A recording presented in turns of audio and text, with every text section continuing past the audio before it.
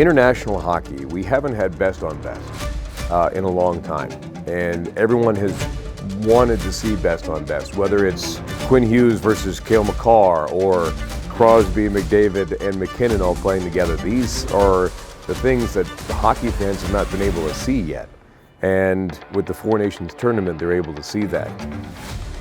Cale and Taser would agree, like you feel there's just different weight on you a little bit to win, and that's the only goal, the only expectation for our country is to remain at the top, and obviously there's a lot of great countries.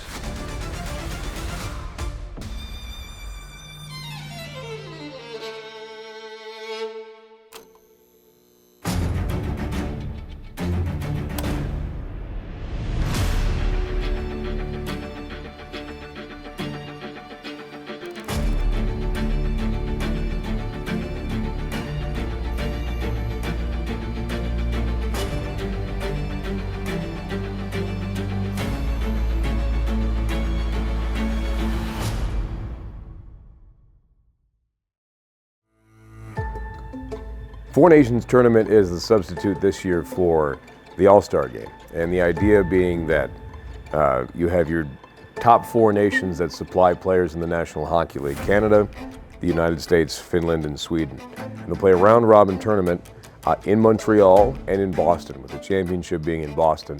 And it is a great concept. It's sort of a bridge in between the break that we normally have for All-Star and the Olympics coming up in Italy next year in 2026. I think everybody's just more so excited. Like, I mean, ever since I've been in the league, there hasn't been a best on best competition. So whatever that, 2019 or something like that. So hopefully it's just exciting for the fans, and I know we're really excited as players to have this opportunity to do it. So I definitely like feeling pressure. I think, you know, it's an important event. Obviously, we all take representing Canada very seriously. We know we have a ton of support, and you know, pressure. I think it's a good thing. It means something. You're doing something important. So definitely feel it for sure. Well, the Avalanche could be Team Canada because you have Nathan MacKinnon, Cale Makar, and Devon Toews. People who don't know the Colorado Avalanche were probably surprised that Toews is able to make Team Canada, but you can't separate peanut butter and jelly. You have to keep them together, along with McDavid and Sidney Crosby and all the rest. Is a no-brainer. And you have those three for Team Canada, and then Arturi Lehkonen, a selection for Team Finland, who's probably the biggest underdog of the tournament. And Lehkonen has turned into a pure goal scorer for the Colorado Avalanche, and we'll see if he can do the same for Finland.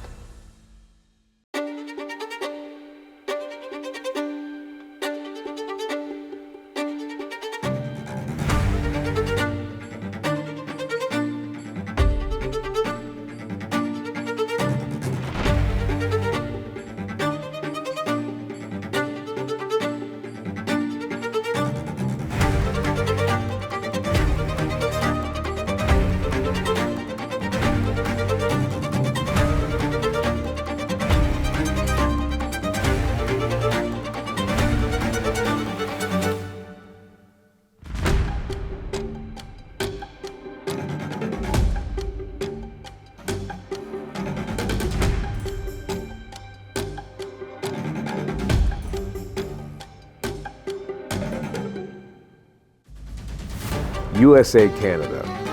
I don't think there could be a more electric start in any sport than there was in that game with Canada and the United States. 3 fights, 9 seconds into the game. People who have never even touched the game or talked about the game of hockey or thought about watching the game of hockey, barely knew it existed, are talking about that game, everything surrounding it. It showed that it really is a rivalry. The second part is the play on the ice and what happens. USA wins 3-1 with an empty net goal. Jay Gensel gets 2 of them. And so that really sets the table for the championship game.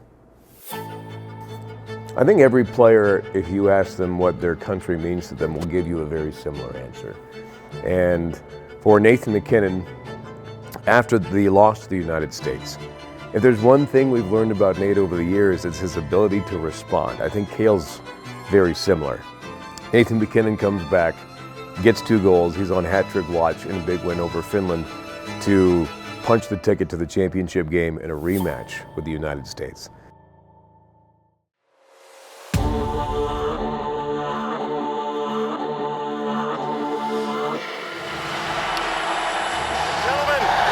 Good luck to both nations. Let's get ready for an epic battle. Sends it right in on Binnington, and he'll smother it. And now some pushing and shoving. Brady can check in Devon Toews. This has been a pretty great start for the U.S. They've had some room in the offensive zone. For MacKinnon, trying to weave. He scores! Through and toward the net from the top of the slot, and it got past Hellebuck.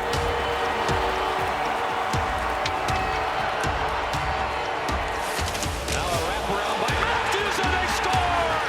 Brady can check! Knocked it home! Right on net. Rebound Matthews, trying to pass. They score! Jake Sanderson! United again with the New York Rangers is Mitch Marner. High slot down low. Bennett scores! Sam Bennett ties it for Canada. Back to the point to Toews. It's blocked. And we're heading to overtime. Around and handled by Larkin. Side gets him out in front. What an amazing stop. Crucial, critical. But he won 12 out of 14 of their opener, and he won that one and got a shot off. Centering pass, McDavid scores! Connor McDavid wins it for Canada!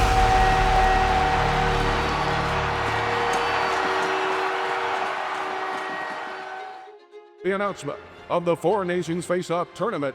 Most valuable player as chosen by Four Nations broadcasters. The Four Nations Face-Off Tournament MVP is Nathan MacKinnon. Yeah, I think it's such a unique experience of how it caught on fire.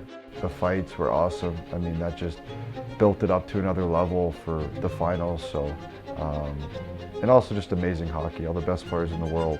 As I'm getting older, I think I can really appreciate it, and I can really try to take it in, you know, because things like that, you know, the eyeballs on the tournament, the magnitude of it, and to win, and obviously with one of my closest friends and hockey idol growing up was special. I don't know. I think it's just how much it meant for Canada. You know, just no best on best for so long, and then us just wanting to play for our country and competing for, you know, the maple leaf or the logo on the front. That's all we cared about. We didn't care about the noise or everything else going on around. We just wanted to play and play hard for each other. And for 23 guys there to come together that quick and be able to put on a good show like that was awesome. I think it was a perfect storm, obviously having the finals in Boston with US, Canada, and I think for growing the game, I think it did wonders. Obviously, you see all the viewership numbers that came in for the last game, and it's pretty cool. Obviously, there's a lot of passion out there for best on best, and hopefully that passion continues into next year's Olympics, because I think they did a really good job of this event, and I think it's a great lead up to the Olympics. And I mean, it's a lot of fun for us as players to play best on best, and I think it's really exciting for fans to watch it as well.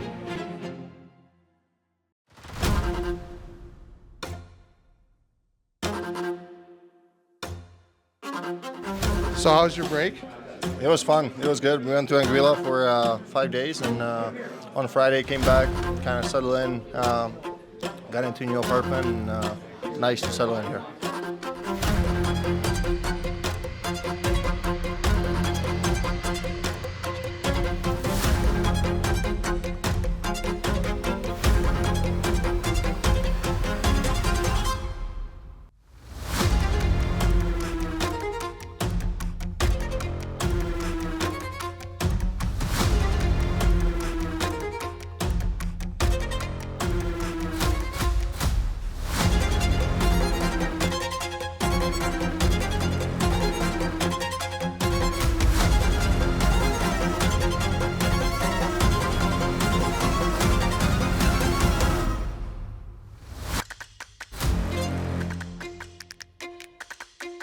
I mean, we did a good job defensively. I think we had a couple breakdowns here or there, and they capitalized. So, again, I mean, obviously we want to come away with 2 points, but quick turnaround here. We just got to turn the page.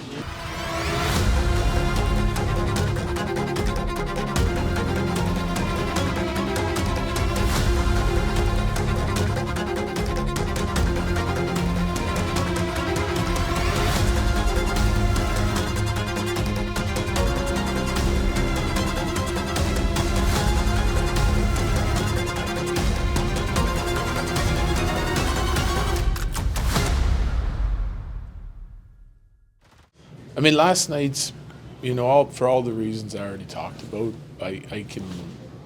you have to, you can't just judge your team on the final result, even though we know how important the final results are.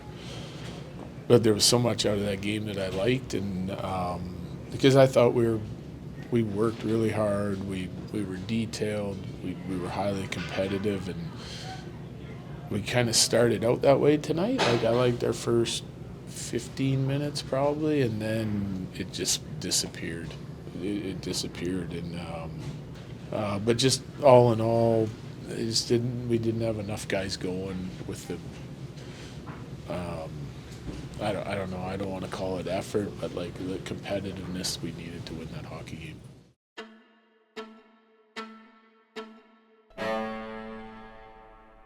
MacKinnon throws on the brakes. Malinsky underneath. Tried to center it for Oliver Shillington, who gloves it down. Almost a hand pass there. Broken play. Pesce behind the net. Natchez now for Arturi. Lehkonen, backhander. He scores! We're up all night to get lucky. Leaves it for Makar. Natives are restless. Pass is swung through the two circles by MacKinnon. That misses. 35 seconds to go in the power play. Natchez lets it go. Pass save made. MacKinnon, he scores!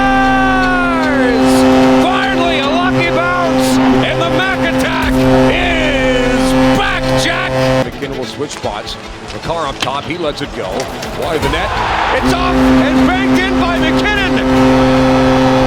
MacKinnon is a magician. He returns it to Sandor, back in his assigned position. Tipped on. Rebound is there for Middlestat. He scores! 1:50 to go in the third period. Parker Kelly thinking about a shot. Backdoor tipped in, and they score! OC's playing, baby! Highly competitive, passionate hockey. That's what it was. And no passengers. I love the effort and the competitiveness and the execute, from all of our lines, all of our players, doing whatever they can do, playing as hard as they could possibly play in order to get us a big win. That was a huge game for our team because morale was kind of low coming out of the two road games. We kind of put things into perspective for them today, and we want to embrace this stretch run, right? That's what we want to do. We want to enjoy it. We want to embrace it. We want to use the pressure to push our game to another level consistently. And I love the way we responded today. From our goaltender out, exceptional hockey. Tonight the Avs continue on home ice as their longtime rival Minnesota comes calling for the final time this season. That's 3 giveaways, make it 4 for the Avalanche, all alone in front of their scores. Matt Zuccarello and the Avs totally did that themselves. Inside the near circle, lob pass, Nichushkin, shoots and scores! The 2-2 trade made by Blackwood. Rebound got too wide for Rossi, shot towards the net, and it's tipped in. Picked away by Shillington again through center ice. On the break, Jonathan Drouin for Circle! He scores!